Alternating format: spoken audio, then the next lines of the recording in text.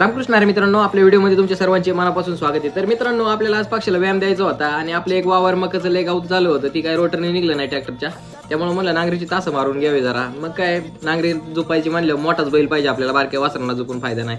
आपल्या पक्षाला व्यायाम होईल म्हणलंच तेवढा एक अर्धा तास।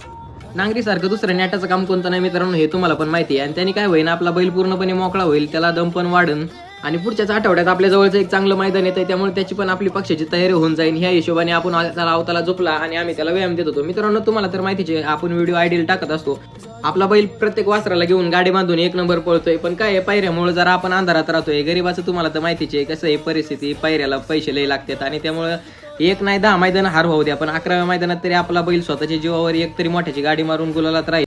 थांबायचं नाही मित्रांनो, ह्या क्षेत्रामध्ये संयमापेक्षा सातत्य फार महत्वाचं आहे मित्रांनो। कसं आहे, आपण लोकांकडे लक्ष द्यायचं नाही, कोणाला लिंब करायचे, मिरच्या करायचे, काय करायचे ते करून द्यायचं। आपण फक्त वेळेची वाट पाहायची।